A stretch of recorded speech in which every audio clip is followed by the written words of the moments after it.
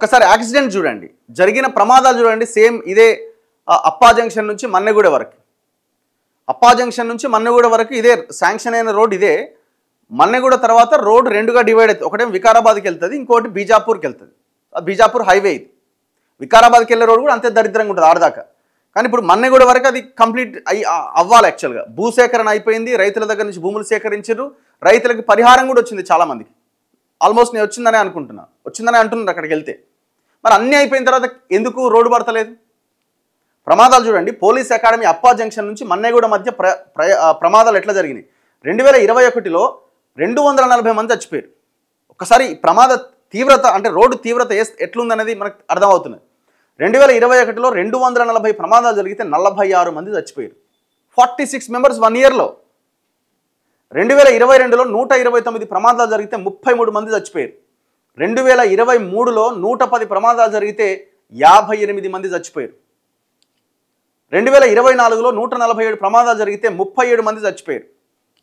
2025లో 94 ప్రమాదాలు జరిగితే 37 మంది చచ్చిపోయారు. 100 మంది గాయపడ్డారు. మొత్తంగా ఈ 5 ఏళ్లలో 5 సంవత్సరాల్లో 720 ప్రమాదాలు జరిగితే 211 మంది చచ్చిపోయారు.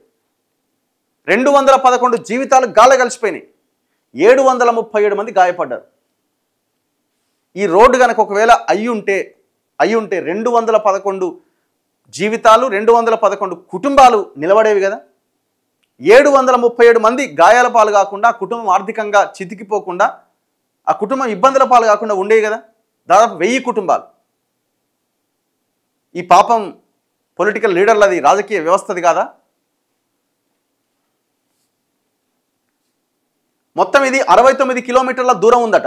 5 ఏళ్లలో 720 ప్రమాదాలు జరిగినాయి. 211 మంది చనిపోతే 737 మంది క్షతగాత్రులు అయ్యారు.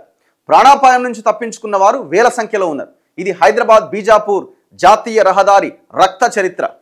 సోమవారం చేవెళ్ల మండలం మీర్జాగూడ సమీపంలో ప్రమాదం జరిగింది. ఇదే రహదారి పైన గత కొన్నేళ్లలో వాహనాల రాకపోకలు భారీగా పెరిగినా రోడ్డు విస్తరణకు నోచుకోకపోవడం ఎన్నో ప్రమాదాలకు, విషాదాలకు దారితీస్తుంది.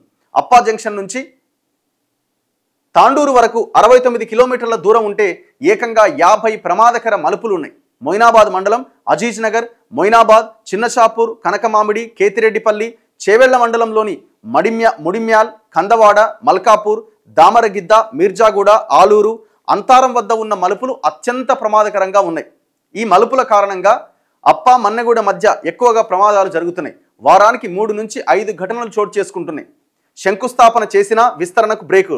నిజాం కాలంలో నిర్మించిన రోడ్ అటు ఇది. ఎప్పుడు? నిజాం కాలంలో.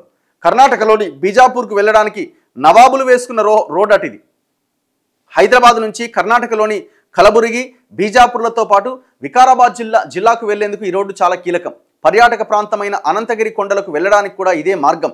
మొయినాబాద్, చేవెళ్ల, మన్నెగూడ చుట్టుపక్కల ప్రాంతాల ప్రజలు ఉద్యోగ ఉపాధి అవకాశాల కోసం నిత్యం హైదరాబాద్కు రాకపోకలు సాగిస్తూ ఉంటారు.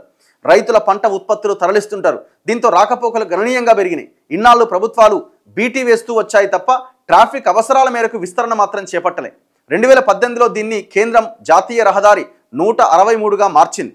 785 కోట్లతో అప్పా జంక్షన్ నుంచి వికారాబాద్లోని మన్నెగూడ వరకు 46 కిలోమీటర్ల మేర 4 వరుసలుగా విస్తరించేందుకు 2022లో కేంద్ర మంత్రి నితిన్ గడ్కరీ శంకుస్థాపన చేసిండు. ప్రభుత్వం 145 హెక్టార్ల భూమిని సైతం సేకరించింది. అయితే విస్తరణ పనులకు ఆది నుంచి ఆటంకాలు ఎదురైనాయి. ఈ మార్గంలో పలువురు ప్రముఖుల స్థలాలు, ఫామ్ హౌజులు ఉన్నాయి. మరోవైపు ఈ మార్గం పక్కన 900కు పైగా మర్రి చెట్లు ఉన్నాయని, వాటిని కొట్టేస్తే పర్యావరణపరమైన ఇబ్బందులు తలెత్తుతాయంటూ కొందరు ఎన్జీటీని ఆశ్రయించడంతో స్టే వచ్చింది. మర్రి చెట్లు తొలగించాల్సి వస్తే రీలొకేట్ చేస్తామని, పర్యావరణానికి బదులు ఇబ్బందులు రాకుండా చర్యలు తీసుకుంటామని అధికారులు హామీ ఇవ్వడంతో 2 రోజుల కిందట ఎన్జీటీ ఆ స్టేను ఎత్తేసింది. పనులు చేపట్టేందుకు మార్గం సుగమమైంది. ఇప్పుడు ఇన్ని నెలలు పడుతుందా? ఇప్పుడు ఎన్జీటీకి అప్పుడే మీరు త్వరితగతిన మంచి అడ్వకేట్స్ని పెట్టి కేసు వాదించి, ఇప్పుడు చెట్లు ఒక దగ్గర నుంచి తీసి ఇంకో దగ్గర రీలొకేట్ చేసే టెక్నాలజీ ఇప్పుడు వచ్చింది. మేము అది చేస్తామని కోర్టు చెప్తే కోర్టు ఇమీడియట్గా స్టే ఎత్తేస్తుంది. మరి ఆ ప్రయత్నం ముందు నుంచి ఎందుకు జరగలే? చిత్తశుద్ధి లేకపోవడం. 211 మంది 5 సంవత్సరాల్లో చనిపోయారంటే ఆ రోడ్డు ఎంత టెర్రర్ రోడ్డో ఒకసారి అర్థం చేసుకోండి.